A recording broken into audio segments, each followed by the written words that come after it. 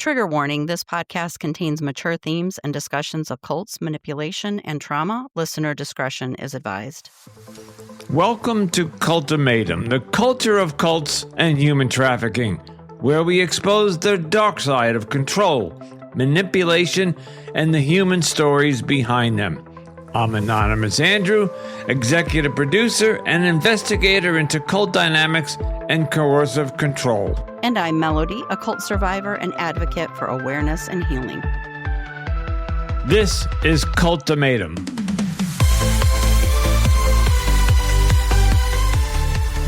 Oh, we're laughing already.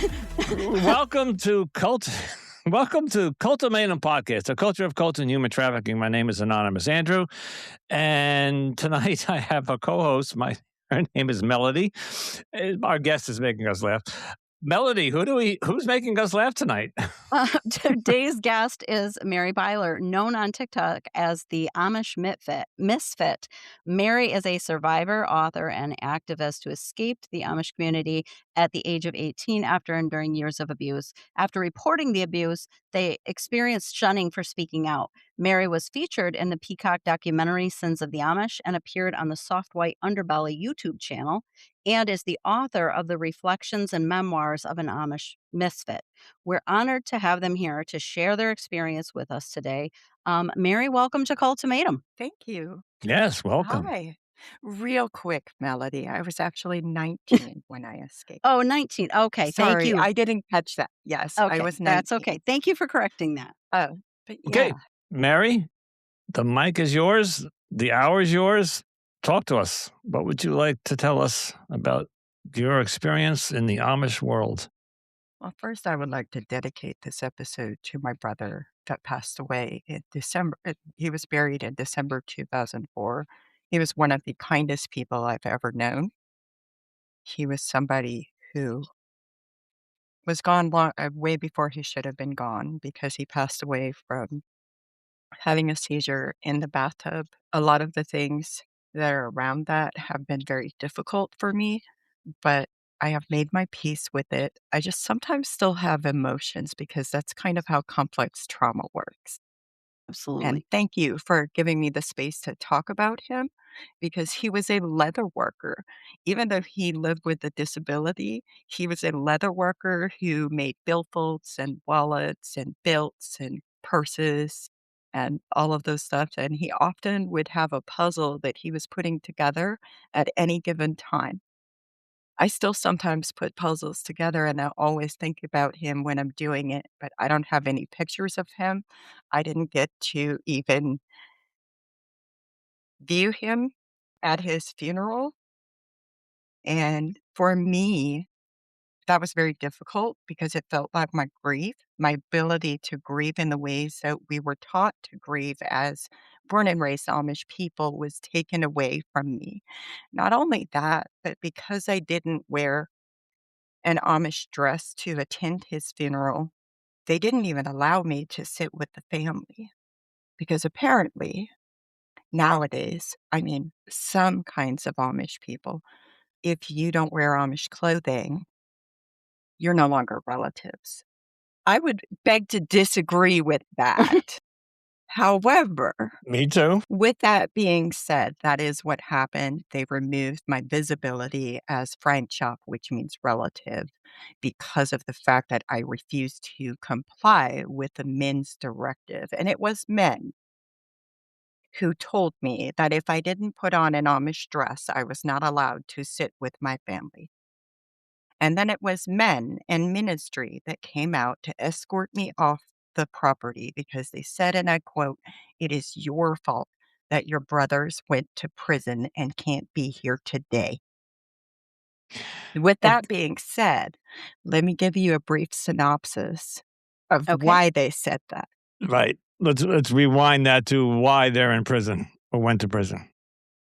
So in 2004, when I escaped, I reported the abuse that I had experienced. It was either right before I turned 20 or right after I turned 20. When I reported the abuse that was experienced and the investigation was finished, there were 5 people in my immediate family that were arrested and prosecuted for crimes they committed against children. Out of those 5 people, 2 of them went to prison.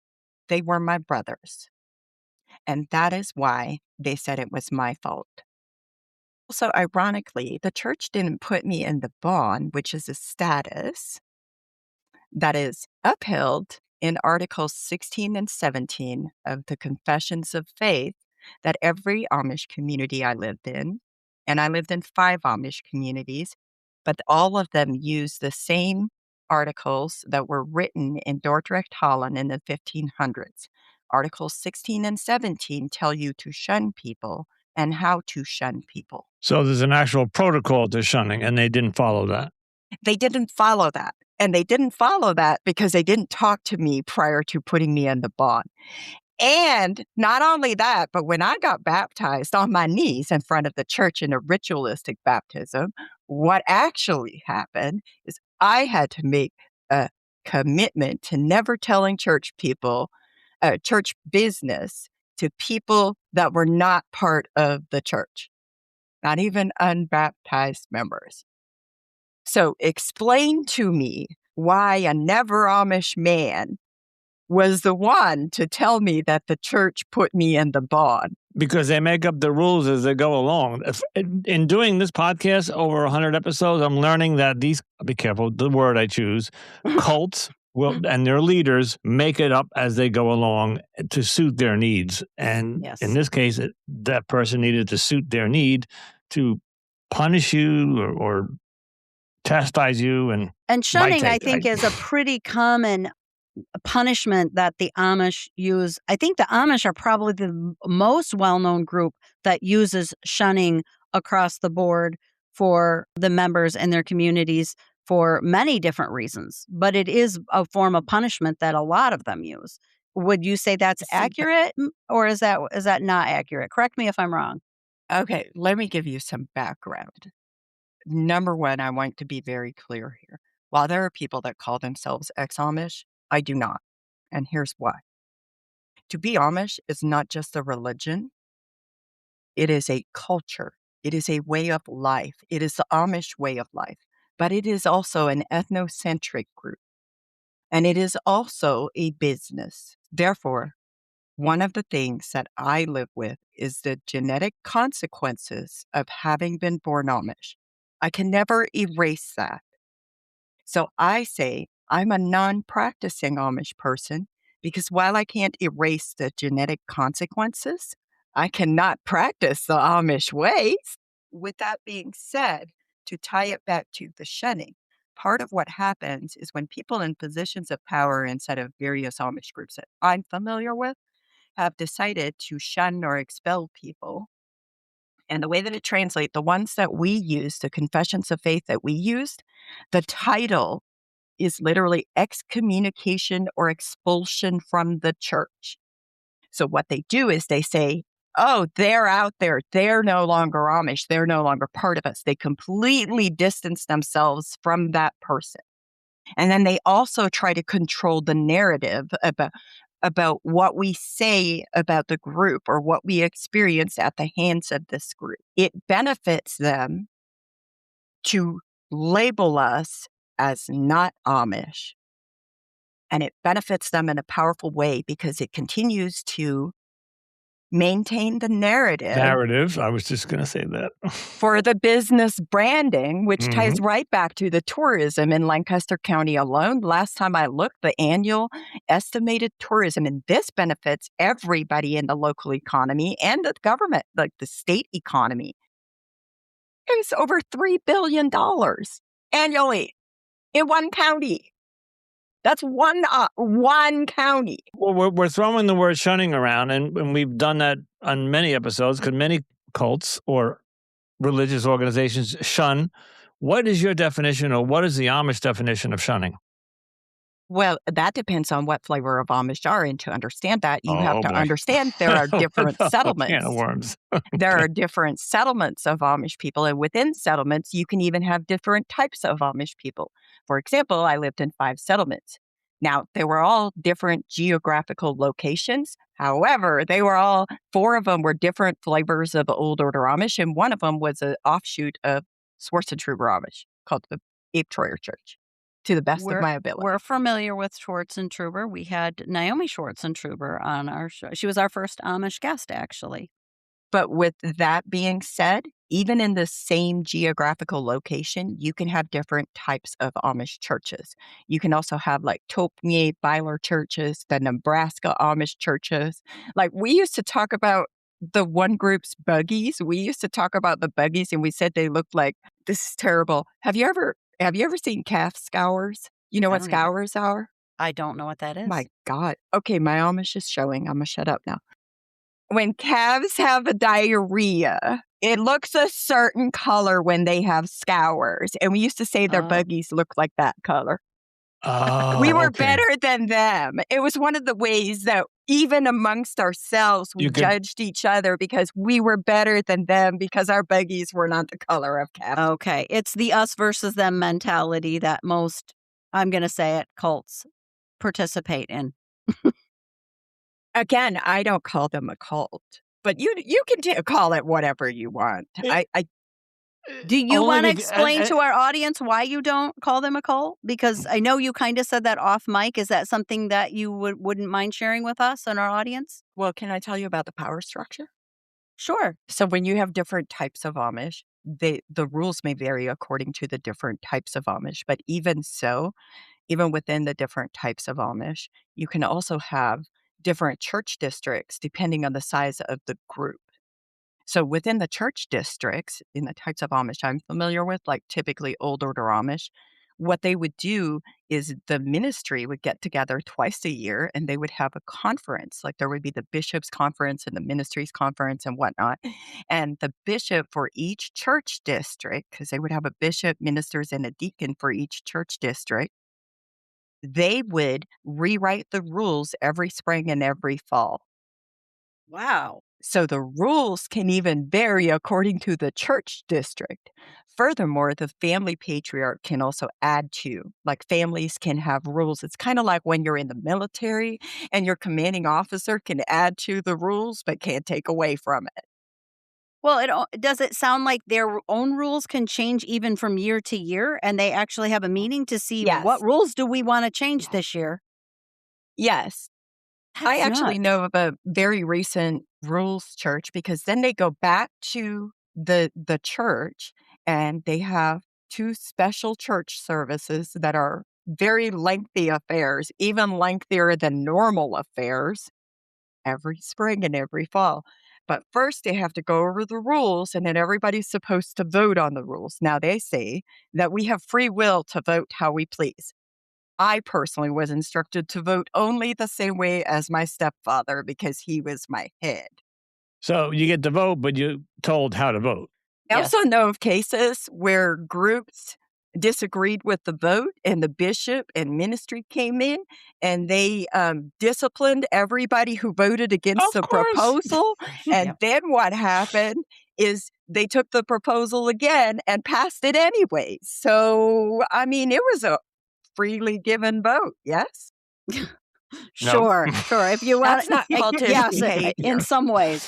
I have a question, I know they probably added rules on. Did they ever take rules away? Did they ever say, "Do we wanna keep this rule, and maybe we're gonna remove this rule and loosen some of the control?" Did that ever happen? Did they ever take rules away, or Do was you it wanna only hear the dumbest rule that I ever heard of being altered? I do. They finally allowed certain shades of green buggy seats and green buggy seats all alone, okay? They allowed green buggy seats, and then a certain person got baptized, and the very next spring, when they had the church, they call it Atningsme, they had the church to, um, vote on the proposed rules, okay? They actually wrote out green buggy seats out of the rules, and they were no longer allowed. Oh my gosh. Yeah, see, that's the kind of And silly yes, stuff that this really happened. So these are the important things during the Amish day that are a priority is the color of a seat of a buggy. When I can think of other things, like for example, I'm curious. We're recording this on January 28th. So in the Northeast and most of the third of the country just got blanketed with like 15 inches of snow. And I think you said you were in Pennsylvania at first? I lived in 3 different Amish communities in Western PA and 2 in Wisconsin. So they don't use snowplows. So I would imagine, and my sister lives in upper northwestern Pennsylvania, and I know the area very well. Let's say that that area got hit hard. How do they get around?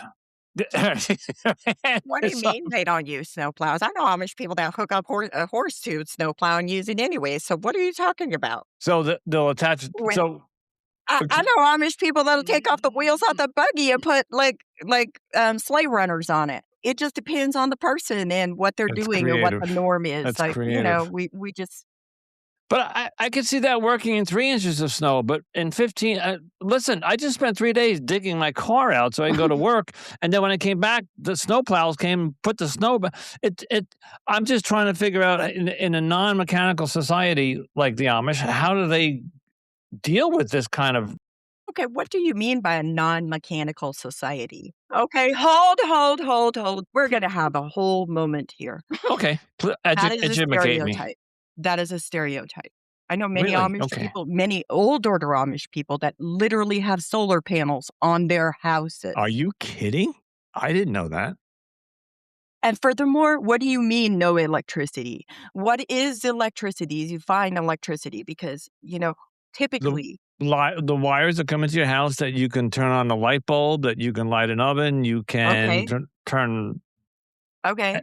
I lived in an Amish settlement. They use like natural gas in their houses. So, I mean, there are varying degrees. Our relationship with technology may vary depending on what type and flavor of Amish you are, and Okay. also kind of what type of privilege you have as a family within the group. Oh, Status. yeah. Yes. Okay. Another So thing and that whether or I not think they you voted on should it. also, yeah. They voted Well, on then, it. here's the thing, if We you have have natural enough gas. money, let's talk about people that have money because the rich and powerful tend to do what the rich and powerful do in every single people group.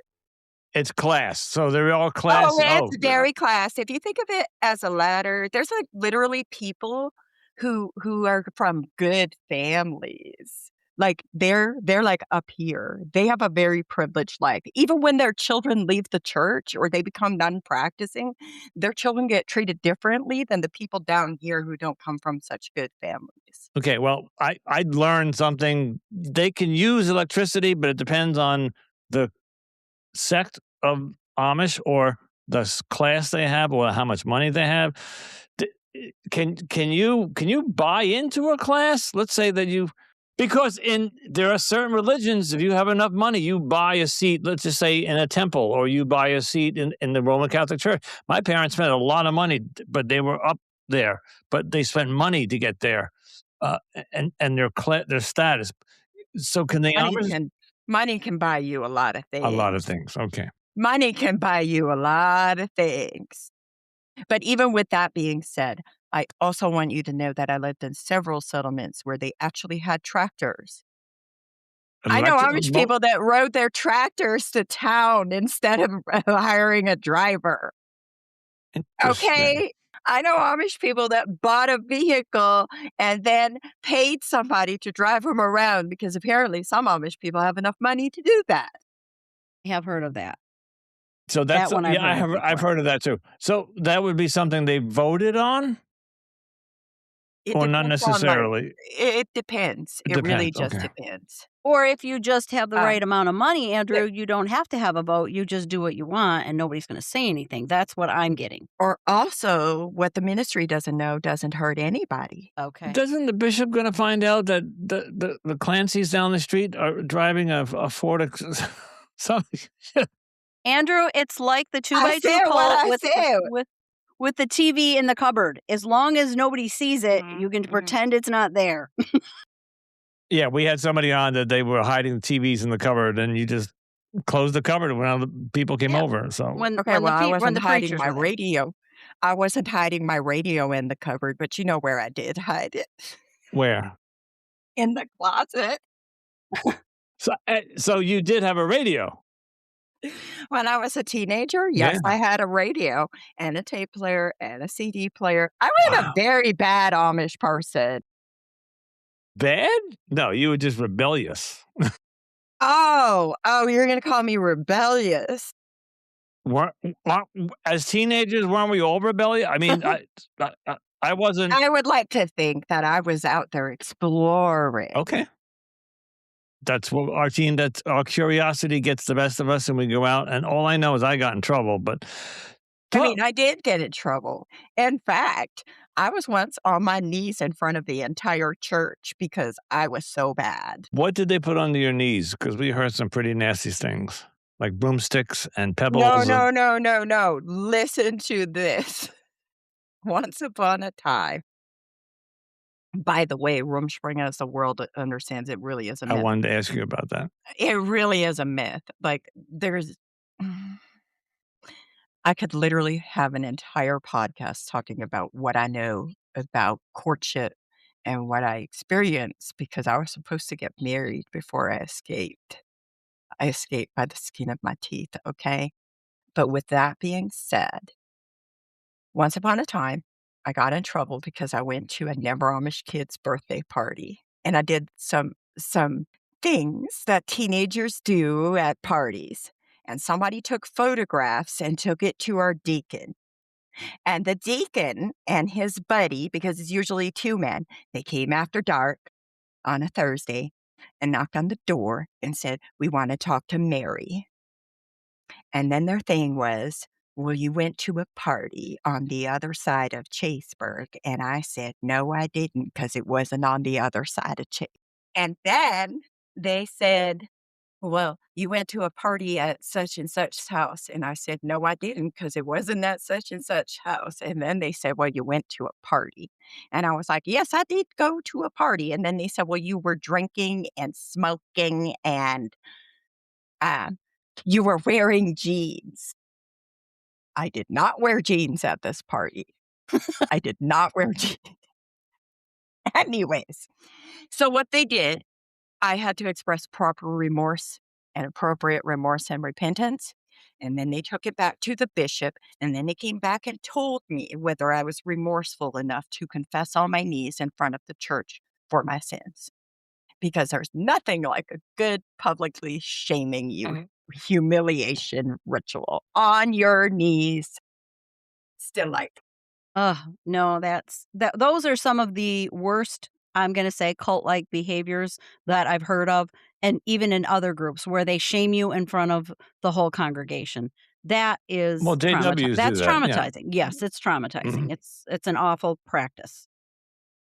that's literally one of the lightest trauma stories I can ever tell. Yeah. Well, we're trying to not do that in this interview, but I'm curious because what we did hear that the kneeling was not just on the floor; that it was you knelt on something that, like a broomstick or something that. I don't know who told you that, but I knelt on the floor, directly on the hardwood floor. Yeah, I think that was a JW interview, Andrew, where the girl had to Could kneel be on a broomstick. okay, but how long were you kneeling for? It can't Well, be like see, there's a whole thing where first, they tell you to give the me blats, so you have to, like, leave the house that church is in. Did you know that Amish people only have church? Typically, older Amish people only have church every other Sunday. No, I did not know that. That's Okay. news. twice a month. You didn't go every Sunday. No, that's too much. That's people trying too hard. Y'all trying to be too virtuous over here with your every Sunday. s Was Anyways, Sunday a holy day, like Yes. the Sabbath is for the So you Orthodox?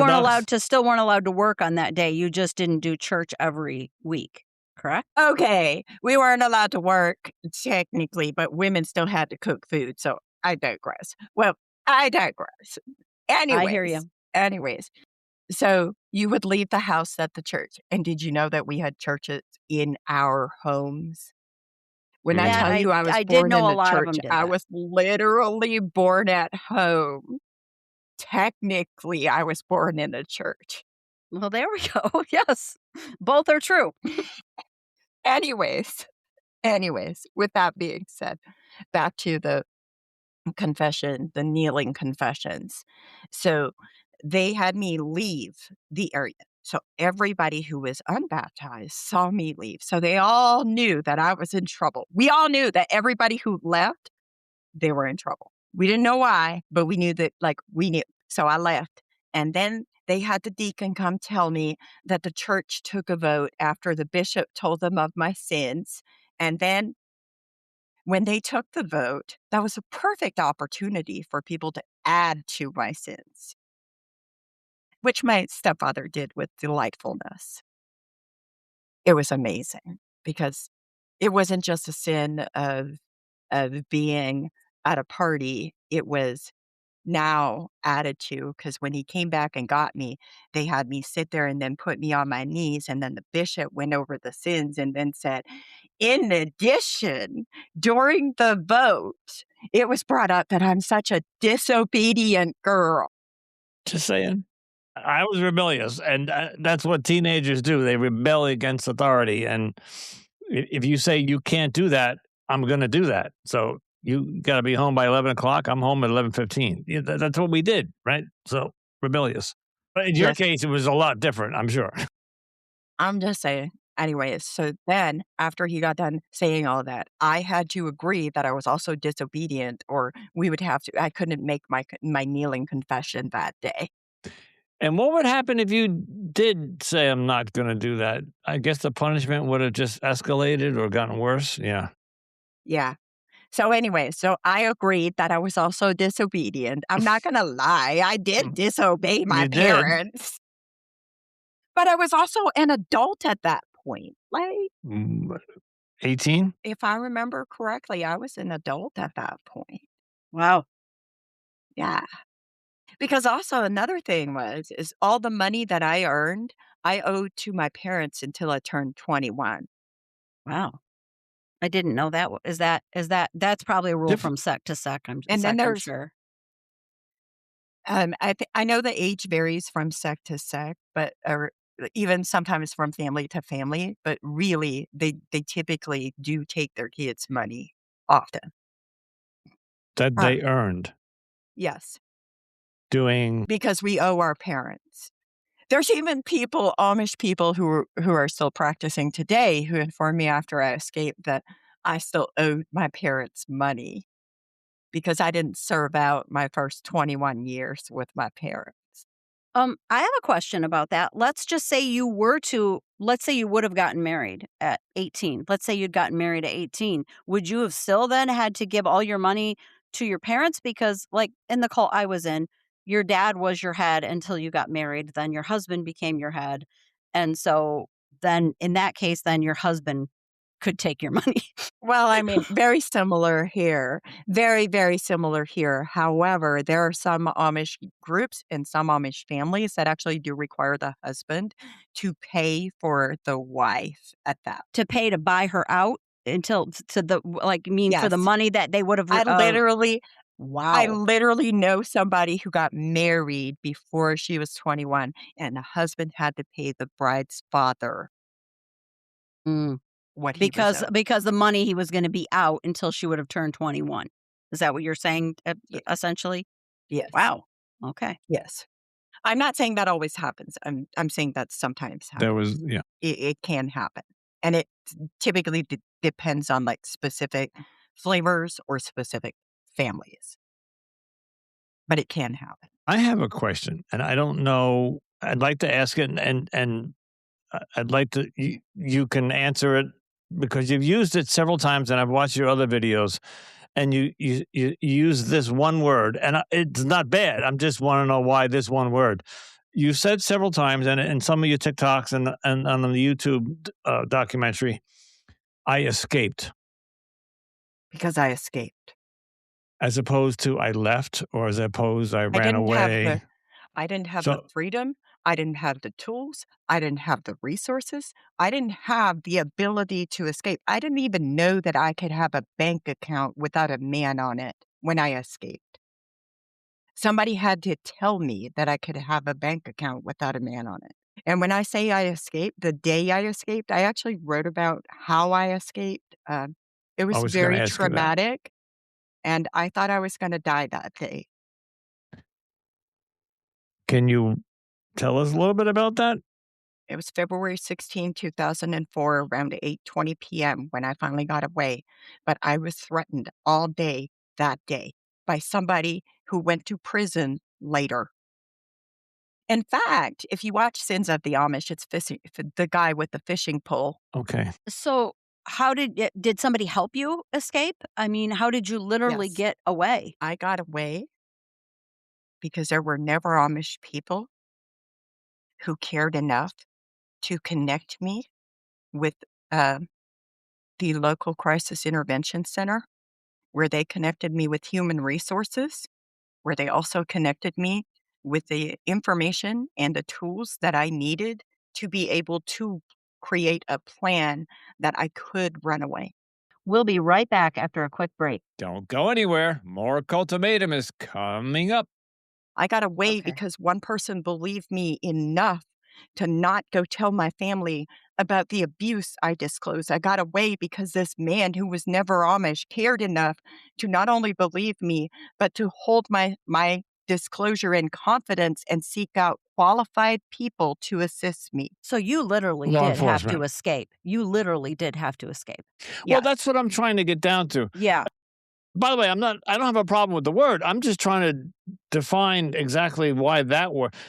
When I think of escape, this is going to sound stupid. I think of escape from prison. But were you a prisoner? Meaning you were 18 or 19, I think you said.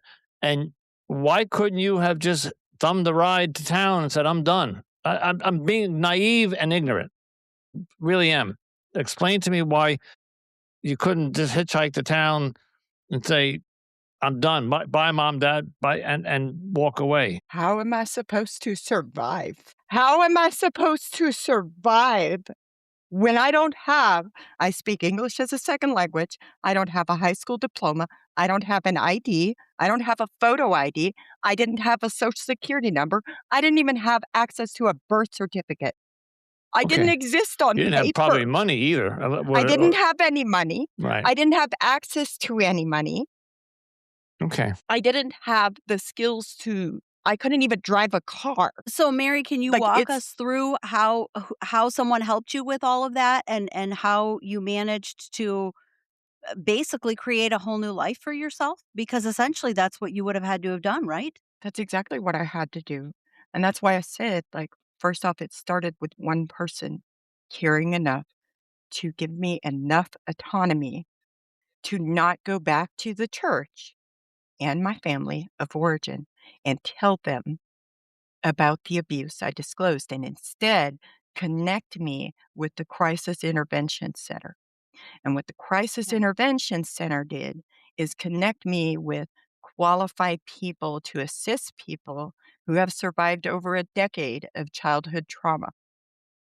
I'm talking like a qualified trauma therapist. I'm talking about resources to connect with that I needed because I needed housing.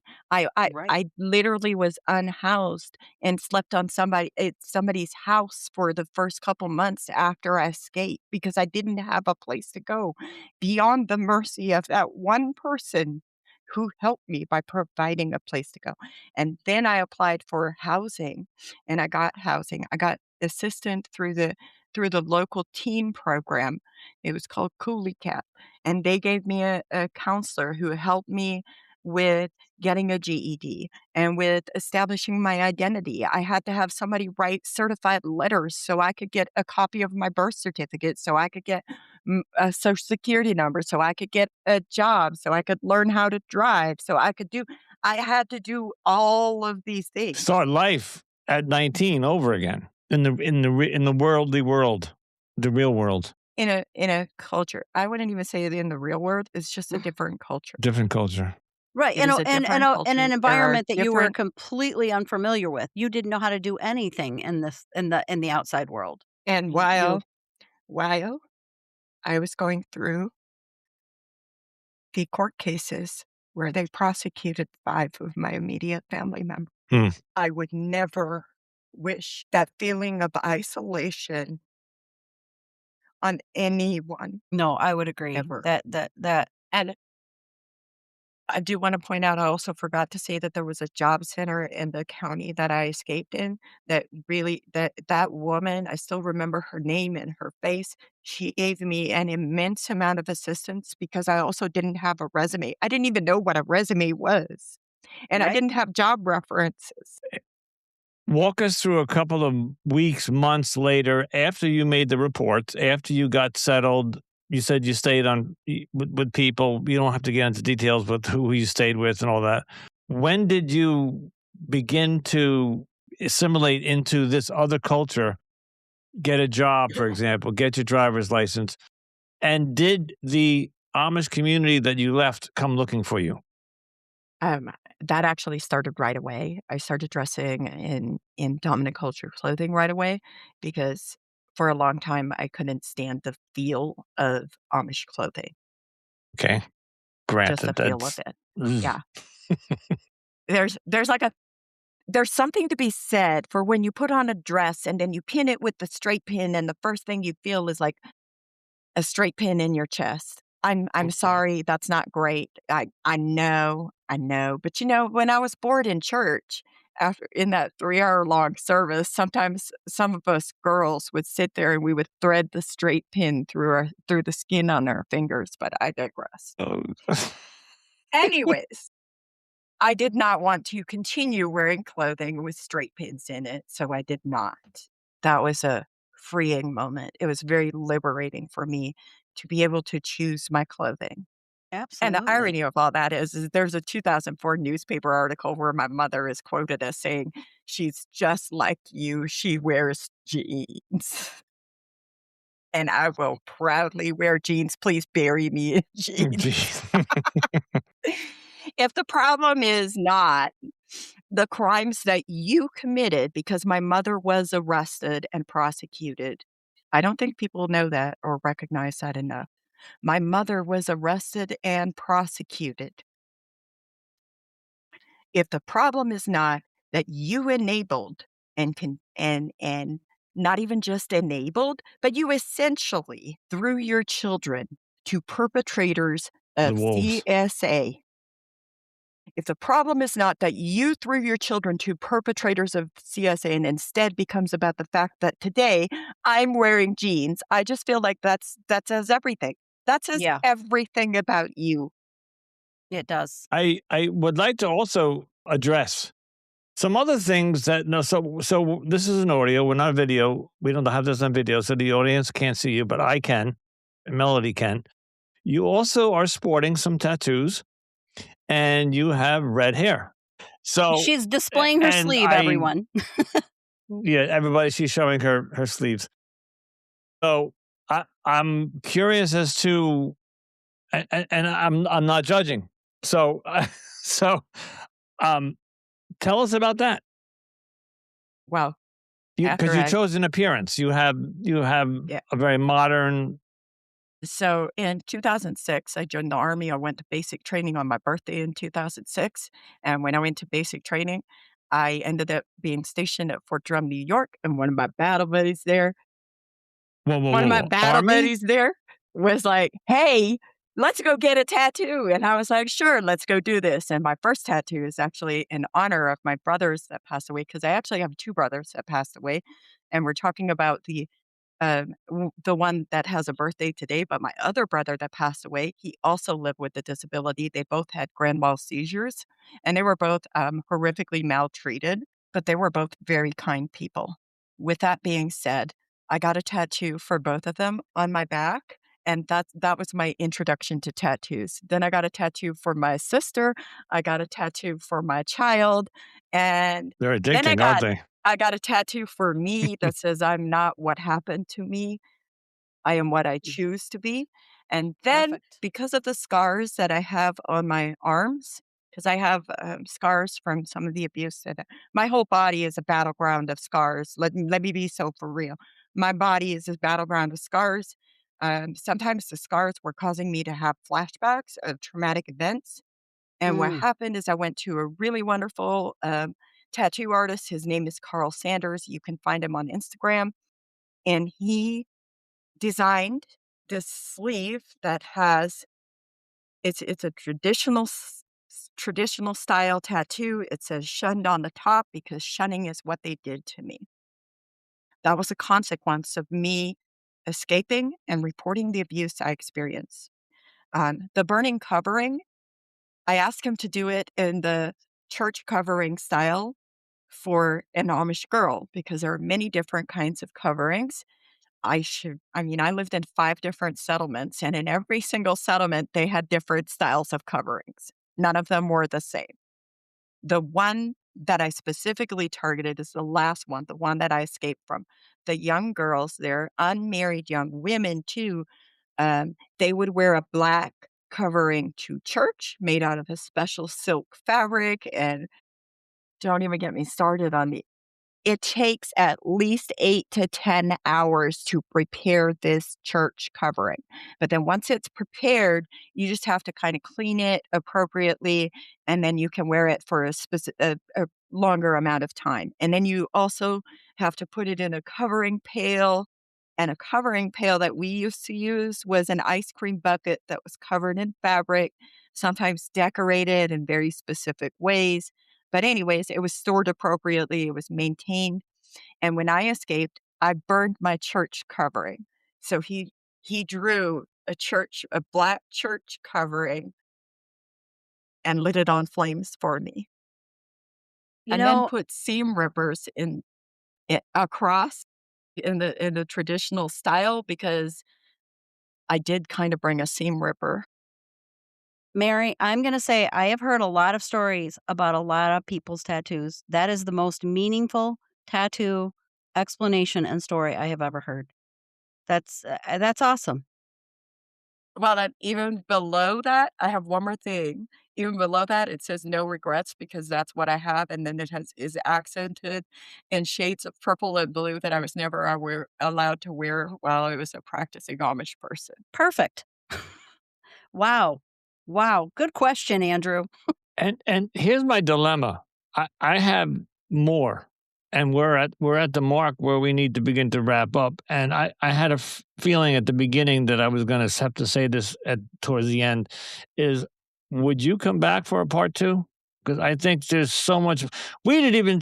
You were going to talk about Rumspringer and how that was a myth.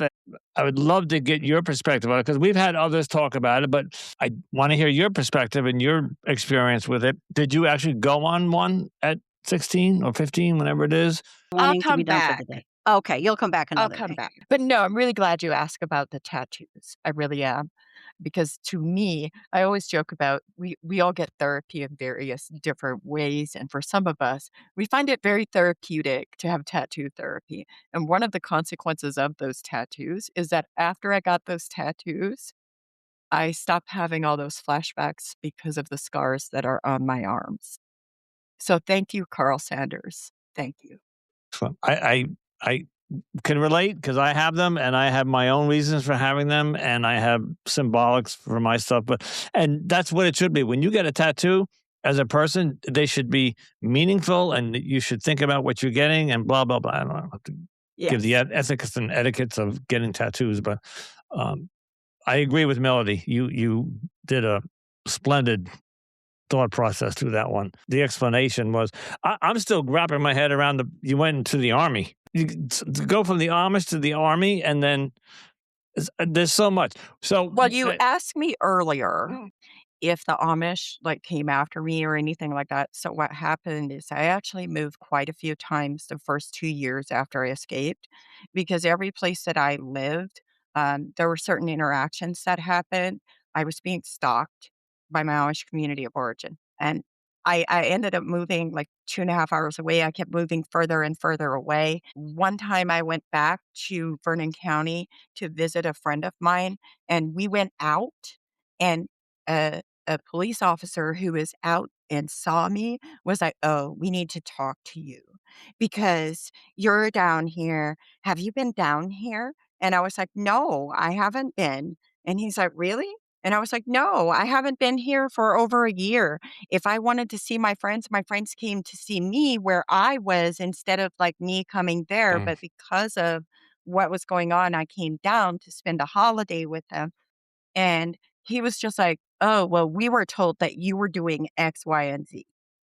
There was a full-on smear campaign about the things that I was supposedly doing to my Amish community of origin, the last one. Which were lies. They were absolute Yeah, lies. right. None of it was me. I don't Wow. know, like, if those things were happening, that wasn't me. I didn't do that. I I don't even know where they came up with half of They it. made it up. They saw somebody either saw you and said, "Oh, she's here. Let's go hassle her or something." And so that is why I joined the Army, to get out of their Mm, Excellent idea. I that commend you makes for that, sense. and I think that was a great idea. And you join the army, you learn how to defend yourself. You learn how to defend Shoot, everything around you. So, we could probably okay, have 2 more episodes. We could have a whole episode about her experience in the Army and I then another I, episode about the Raumspringer. I'm already I'm way ahead of you. Um, anyway, we're going to the audience. We've decided we're going to do a part two, and so we're going to thank Mary very much for joining us. And wow, I'm learned a lot more about the Amish, and I learned a lot more about Easter. But Mary, seriously, thank you for joining us. And for part one, anything you want to say goodbye, Melody? Yes, tell the audience where they can find you on social media, where I found you. Well, Melody found me on TikTok. Thank you so much, by the way. It really means a lot to me because sometimes people really just don't know. And they also don't understand. Like, I personally just want people to understand that Amish are people. Yes. And as such, they have people problems, and that includes people who commit crimes. It doesn't matter if people look in or they experience like this utopian reality where it was a peaceful, gentle people. That does not exempt them from people problems. Every single people group has people problems. Every ethnic group, I am not every saying that Amish are bad people. I'm not saying they're good people. I'm saying Amish are people. Please take off your rose colored glasses and just see them as actual human beings. okay, And thank you for giving me a platform to say that. Oh, thank absolutely, you for and coming on. you're welcome. And you're going to come back and say that again, and So then more. You can find me on TikTok at the Misfit Amish, on Instagram, I'm at Plain Rainbows Mary, and on the Book of Many Faces, there is a Mary Byler page. I do have one question, Andrew. Are we gonna ask her the questions that we typically ask now, or are we going to wait for part 2? We're gonna wait for part 2? Look at the time, you decide. Yeah, we usually ask each a question at the end. I think we should wait to part two, get the Okay. full story. Well, that'll bring the audience back too. So our typical questions that you hear us ask at the end of every episode, we are That not was gonna ask that's called the today. cliffhanger. Yes. So if you wanna Okay, hear Mary's answer to those questions, you will have to come back and listen to part have to 2 come with back Mary. and listen to part two. All right, So thank you again, Mary. and plus we didn't prep her. Mary, thank you very much for stopping by, and we will see you shortly for part two. And once again, we want to thank Mary so much for coming on the show and being so vulnerable and sharing that story with us, sharing her experience with us. I was blown away by her appearance. So, as everybody knows, or if you don't, Melody does most of the 99% of the bookings. I sometimes throw a guest her way and ask her if she would be a fit or he would be a fit. And when Melody came back to me about Mary, and we did some research, and I watched. There's a great YouTube video about Mary. You got to check it out. Made by Soft Underwhite Belly. And that if you listen to this podcast, you know that I'm Amish friendly, like meaning I'd like to talk about that cult, although she doesn't call it a cult. Anyway, fantastic. I thought that was just a fantastic. Now, just to the audience, right after we recorded, Mary, and this is okay to say because we're going to start the second episode, part two, with this topic. She was triggered by asking her about escaping. So I just want to let you know that. So if you're listening to this, part two, we're opening it up with that topic. That's what she wants to do. And Yes. I think she'll explain why.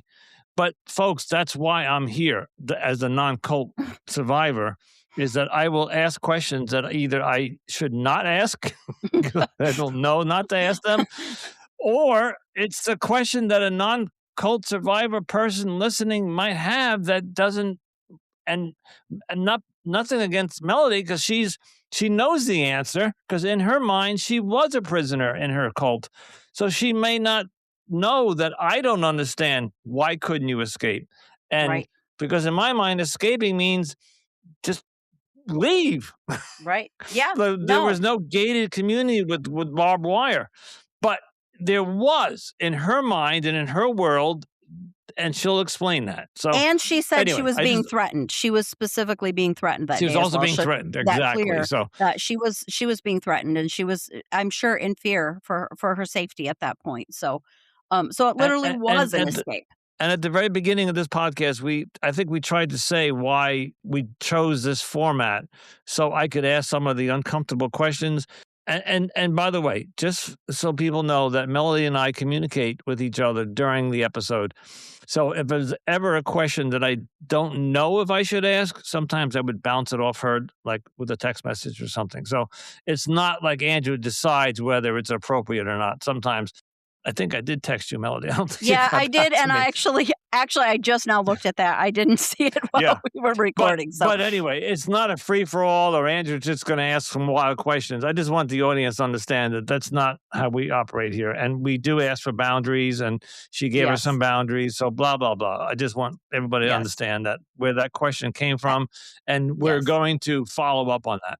And for And clarification I'll as hand it well, back we to Melody. also gave her the option if she wanted to have that edited out, that we would do that. And she Correct. said no, We she did. wanted to Right. leave it in. So we did give her that Okay. option. So we do, just for anybody listening that may be thinking about coming on the show, if there's something you want to edit it out, we do that for you. So that's just And kind of that a was a heads perfect up. example. Yeah, at the beginning, we say, listen, if you say something or we ask you something and you're not comfortable with it, you can always tell us to take it out. These are not live recordings. So, Right. and she chose, like you said, she chose to leave it in. So, anyway, let's say So thank you yes. to Mary. Yes, once again, thank you so much, Mary, for coming on the show and sharing all of that with us and educating us on so many things that we did not know about. As always, thank you for listening to Cultimatum. We truly appreciate your support as we work to expose the truth and highlight the voices of these survivors. If you're enjoying the show, please take a moment to rate and review us on Apple and Spotify. It helps more people discover the podcast, creating a greater awareness. And don't forget to follow, share, and keep tuning in to our latest episodes. You can also follow Cultimatum on Instagram, TikTok, Pinterest, and YouTube for extra content and updates. And be sure to join our Facebook community, Cultimatum Podcast, where we continue the conversations and keep you posted when new episodes drop. And if you're a cult survivor looking for additional support and connection, we invite you to join the Facebook group Cult Escape and Healing. You can also find more information about the show, including our full legal disclaimer, on our websites at cultimatumpodcast.com or anonymousandrewpodcaststudios.com. And if you have a story related to cults or human trafficking that you'd like to share, you can reach us at cultimatumpodcast@gmail.com. And if you'd like to support the show, you can do that by using the link in the show notes called Buy Us a Cup of Coffee. Your support helps cover production costs and allows us to keep bringing these important stories to light. And as always, stay safe, stay informed, and remember, you are not alone.